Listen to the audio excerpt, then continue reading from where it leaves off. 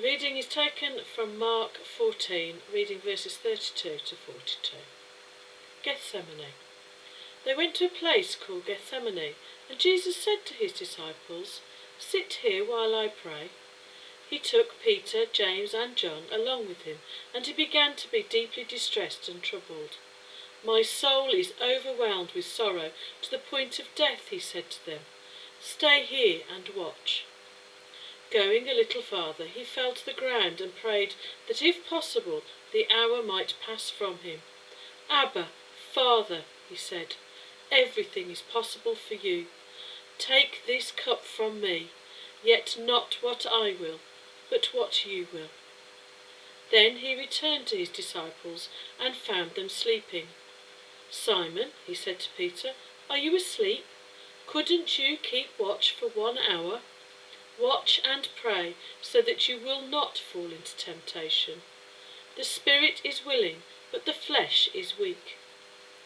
Once more he went away and prayed the same thing. When he came back, he again found them sleeping, because their eyes were heavy. They did not know what to say to him. Returning the third time, he said to them, "Are you still sleeping and resting? Enough! The hour has come. Look, the Son of Man is delivered into the hands of sinners. Rise, let us go. Here comes my betrayer." This is the word of the Lord. Thanks be to God. Hello, my name's Colin Flenley and I'm a member of the congregation at Aldridge Parish Church. This is the third in a series which is looking at the Gospel of Mark and the lead up to Jesus' crucifixion. We've just heard about Gethsemane from Mark 14 verses 32 to 42. And I'd like to talk about Gethsemane in 3 sections: the place, the people, and the person. Gethsemane means olive press. It's situated at the foot of the Mount of Olives, on the opposite side of the Kidron Valley to Jerusalem, lying to the east of Jerusalem, and it overlooks the eastern gate, or the Golden Gate, which is sealed shut, and I gather it's been shut now for the past 400 years or so. Jesus used this gate, or used a gate in the same location, when he entered Jerusalem from the Mount of Olives. The Garden of Gethsemane is referred to in all 4 Gospels, and it was near here that Jesus later ascended into heaven. It's thought that Jesus travelled to and through here many times, so it's a place of some significance to Jesus. I've been to Jerusalem twice over the years, and each time when I went to the Garden of Gethsemane, I found it a very peaceful, a very spiritual place. Jerusalem itself, the old city, full of people, the hustle and bustle, the smells of spices, the main modern city, full of cars, buses, the noise of the horns going off, the smell of the exhaust. But in Gethsemane, there's peace, there's quiet. You can hear the distant noise of the cars and what have you, but in Gethsemane itself, it felt peaceful. There's still some olive trees there. They say some of them are about 2,000 years old, and the trunks are quite large, about 2 foot in diameter. This was and is a special place. I think we all have a special place, don't we? Whether it's in our mind, whether it's in our bodies, we have a special place we go to during troubled times, particularly at present. I'm sure many of you have visited in your mind some troubled times, some troubled thoughts. My special place varies depending on where I am. Usually in Aldridge it's walking over the cricket pitch and the golf course in the early morning or at dusk, giving me time to think and to pray. What's your special place? Is it in your mind? Is it in the back garden? Is it in your front room? Is it walking across the fields or into Aldridge? What's your special place? Now, as for the people who were with Jesus on that day, he took all of the disciples and he asked all of them except Peter, James and John to sit and stay. And then he walked on with Peter, James and John and started to become very distressed. What was special about those three that he took with him? Why did he single them out to walk on further and to be with him during this time of deep distress? They were apparently very close to Jesus. They're mentioned on multiple occasions as being the only ones who were present or whom Jesus took with him when an extraordinary manifestation of his power or glory occurred, such as the raising of Jairus' daughter in Mark 5:37, and I quote, "Jesus did not let anyone follow him except Peter, James and John." Or the transfiguration when Jesus becomes radiant in glory upon a mountain, Mark 9:2. After 6 days, Jesus took Peter, James and John with him and led them up a high mountain. We know that Peter was called blessed by Jesus, and that James and John were brothers, and Jesus gave them the nickname Sons of Thunder because they were both apparently of a brash and impetuous nature. But I think that it was Jesus' knowledge of the faith and love of these three individuals, as well as his foreknowledge of the coming events in which they would be involved, and the roles that they would play in the early church, that led him to select them to witness the prominent events at which only they were present. How did they feel watching their leader, the man they had given up everything to follow, suddenly appearing fallible and giving up?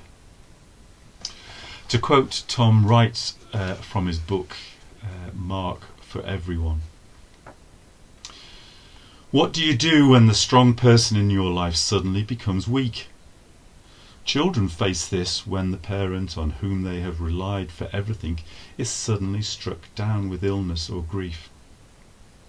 Colleagues working on a project are thrown into confusion if the team leader suddenly loses confidence. A church is dismayed if the pastor or preacher suddenly loses faith or hope or integrity." Have any of these things happened to you? Try and remember how you felt. Think about how you cope in times of stress. Who do you want to be with? Do you want to be alone? Are there specific people you turn to in times of stress when dealing with bad news? Your spouse, your family, your friends, the church, God, Jesus? You know, it makes me think of footballers in a huddle around the captain at the end of the extra time in the Champions League final, just before the penalty shootout, discussing things, that tension. Or their manager intently talking with just a few of his confidants, deciding who was going to take the penalties. I know that sounds trivial, but to me personally, in times of distress and despair, I prefer to be alone, to walk to think, and to pray. For Peter, James and John, here was Jesus. Up until this moment he'd been teaching, guiding, planning, directing, always ready with a word or action, the person they would turn to for help and advice. He was falling apart in front of them and warning them that they were going to collapse around him. How did they feel? I bet you they felt frightened, anxious, worried for the immediate future. And yet they fell asleep 3 times, not just once, but 3 times. And what about the person? Jesus. Jesus was a man of great character. He was outgoing, he was sociable and focused on people. He was compassionate. He showed kindness and selflessness. But he was also submissive and obedient to his Father's will.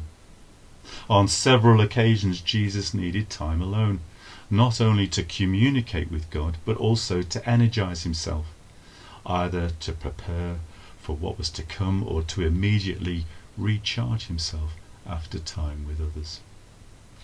In this passage, Jesus was distraught. His soul was disturbed right to the point of death. He fell to the ground and prayed, "Abba, Father." 3 times he prayed for this cup, the trial, the crucifixion, his awful tortured death on the cross, this terrible burden to be taken away from him. Abba is the defining term for father in the Aramaic language, spoken by Jesus as an intimate term to characterize his personal relationship with God. I think the nearest word we have in a childlike way is daddy. Abba's an expression of humble admiration for his father. This was an intimate request asked of God, his Father, for God's will to be shown in this cup of sacrifice. And I don't think Jesus, he wouldn't have asked anyone this request but God. It's hard to imagine how Jesus was feeling, what was going through his mind. In my time as a GP, I've seen people so distressed that suicide is the only apparent option, the only apparent way out. And as a mere football fan, at the Hillsborough disaster in 1989, when 96 Liverpool fans died, I had to deal with the dead, the dying, and their friends and relatives, and there was utter distress, hopelessness and despair all around. Have you ever felt despair, that life isn't worth living? Have you ever had to support a friend or relative in a desperate situation? Can you remember how you felt? Abba, Father, Jesus cried out 3 times. And what of his friends, his companions who were keeping watch? Well, they slept. They abandoned Jesus, just like Peter was going to when he later denied he knew Jesus 3 times. Jesus, the shepherd with his little flock of men, has been struck down in mental anguish, and his flock have essentially run away. The spirit was willing, but their bodies were weak. There's been times when I've tried to stay awake. It's usually something trivial, like waiting for Match of the Day to start, and I find myself waking up to the sound of "Good night" and "Thank you for watching." But a situation like this desperate situation, you would hope that we would be able to stay awake. But I'm sure we wouldn't. You see, this was something that Jesus had to do alone. The dark moment that was coming upon him, the disciples had no place there. Abba, Father, take this cup away from me. No, is the answer from God. There's to be no turning back. Then suddenly there seems to be a change in Jesus' mental state. He seems to have accepted his destiny. He appears much calmer. Almost sarcastically he says to Peter, James and John, "All right, you three, you can sleep as much as you like now. Have a good rest, the job's done." And then finally he says, "Get up, let's be on our way. Here comes the man who's going to betray me." So the next time you go to your special place, whether it's in your head or it's a physical place, try and imagine the Garden of Gethsemane, that peaceful, prayerful olive grove. And think of Peter, James and John, and imagine you're sitting with them, watching, waiting and listening to Jesus' distress as he cries out to his Father, "Abba, Father." Thank you.